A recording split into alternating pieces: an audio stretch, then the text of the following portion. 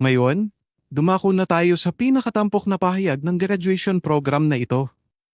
Ihaharap ito ng isa sa mga miyembro ng lupong tagapamahala, si Brother Mark Sanderson. Ang tema, nagiging kaakit-akit ang isang tao dahil sa... Pakinggan natin siya. Ito ay kasintaas ng langit.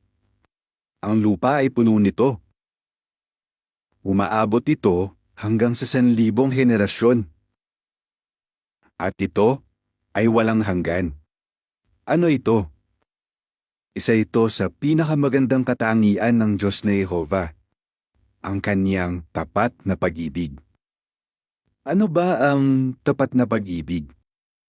Mababasa sa isang publikasyon natin.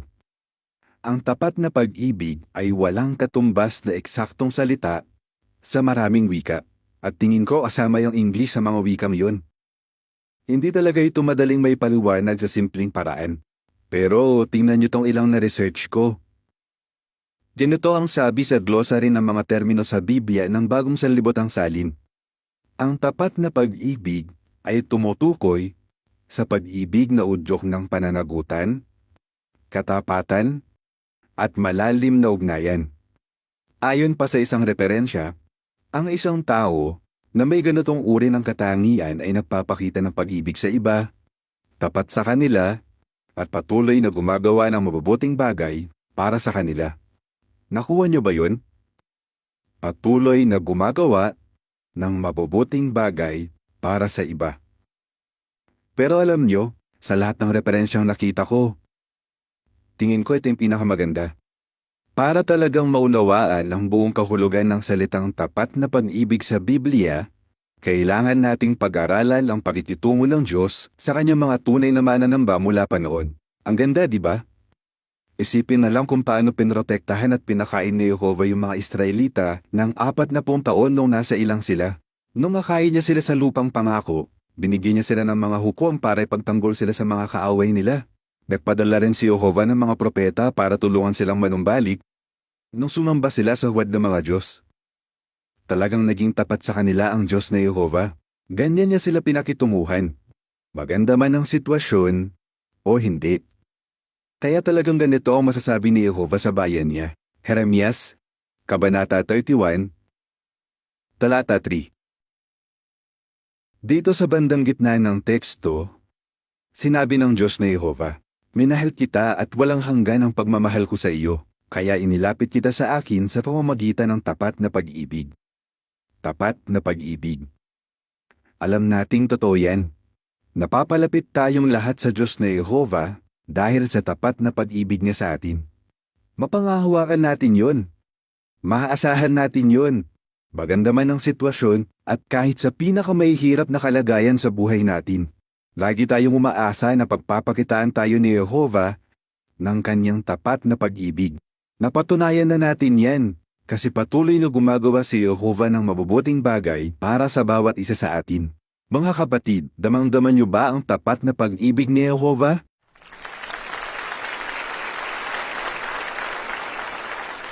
Hindi natin mapapantayan ang pagpapakita ng tapat na pag-ibig ni Jehovah. Pero sinasabi sa Biblia na tayong mga tao ay dapat na magpakita ng ganitong uri ng pag-ibig sa iba. Tingnan natin yung sinasabi ng salita ng Diyos. Kawikaan Kabanata 3, Talata 3. Kawikaan Kabanata 3, Talata 3. Ang sabi, huwag mong iwan ang tapat na pag-ibig at katapatan. Itali mo ang mga iyon sa leeg mo. Isulat mo ang mga iyon sa puso mo. Kaya anong natutuhan niyo doon? Inaasahan ni Jehovah na magpapakita rin tayo ng tapat na pag-ibig. Pero bilang di perpektong mga tao, paano natin magagawa yon? Kapag nagpapakita ng tapat na pag-ibig si Jehovah, inilalapit niya ang sarili niya sa atin. Pinapakita niyang meron siyang pananagutan at talagang tapat siya sa atin. Ganyan din yung dapat nating gawin. Ilapit natin yung sarili natin sa iba, hindi lang paminsan-minsan. Yun bang parang 1 o 2 pagkakataon lang? Hindi ganon, kundi patuloyan. Ibig sabihin, patuloy tayong magpapakita ng kabutihan sa iba. Yan ang tapat na pag-ibig. Bakit mahalagang pag-usapan natin to? Kayo mga gagraduate sa Gilead. Talakayin natin ang 3 dahilan. Ang unang dahilan, lahat kayo ay tumanggap na ng tapat na pag-ibig mula sa iba. Paano kayo nakarating dito sa Gilead? Hindi yung pagpunta niya dito sa auditorium yung tinutukoy ko, ah. Ang ibig kong sabihin, ano yung mga nangyari sa buhay niyo na nakatulong kung bakit graduate na kayo ngayon sa Gilead School? Magandang pag-isipan ninyong mabuti ang tanong na yan ngayon.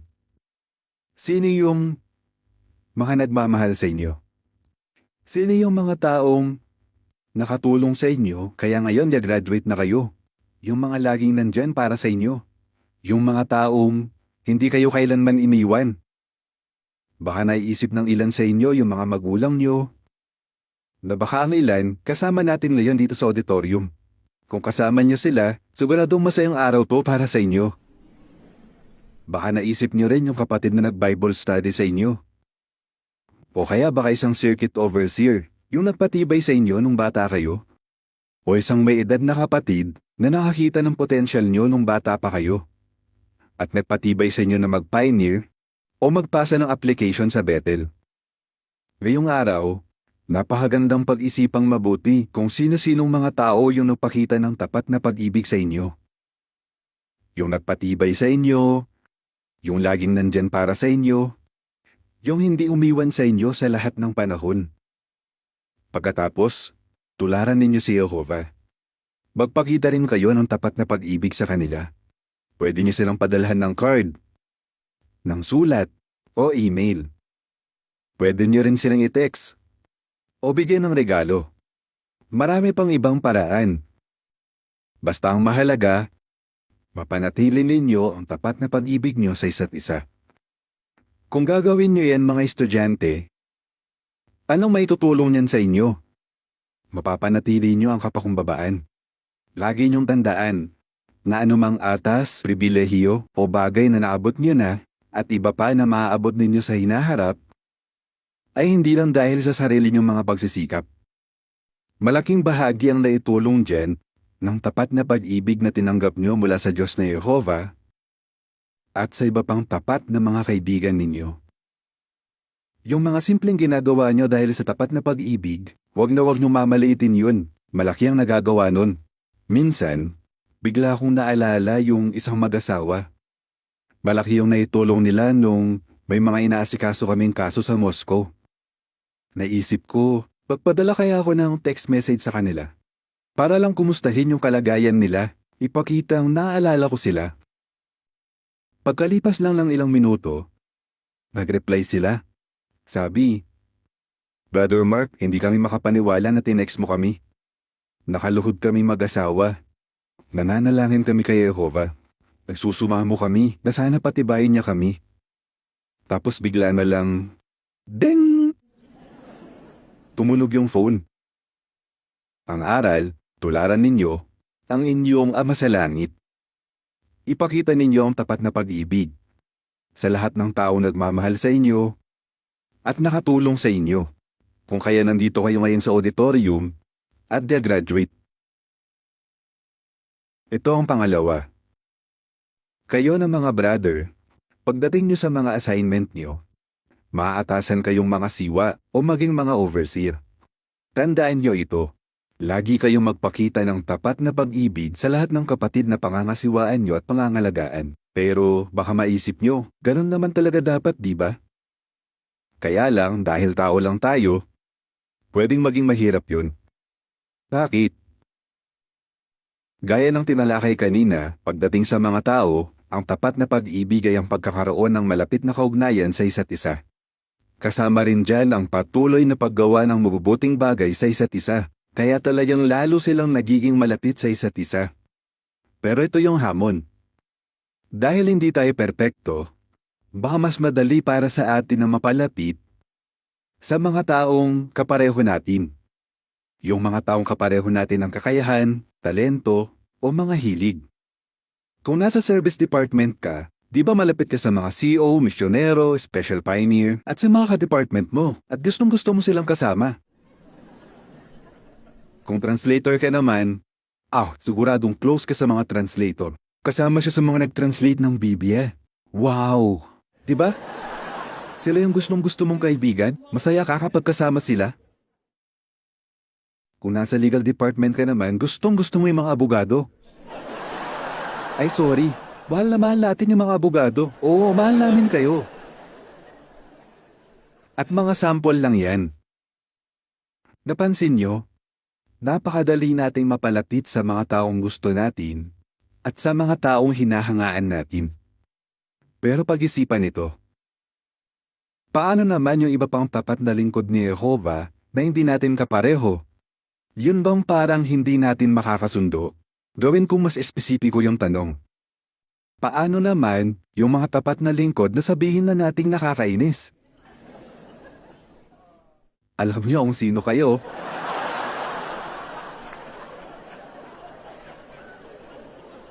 Yun bang hindi sumasagot sa tawag mo?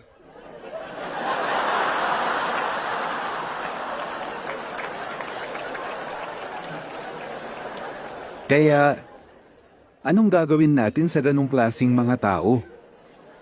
May sagot ng Biblia dyan. May ilang karakter din kasi sa Biblia na yung mga ginawa nila talaga namang nakakainis. Kilala natin si Abraham, di ba? Mahal natin si Abraham.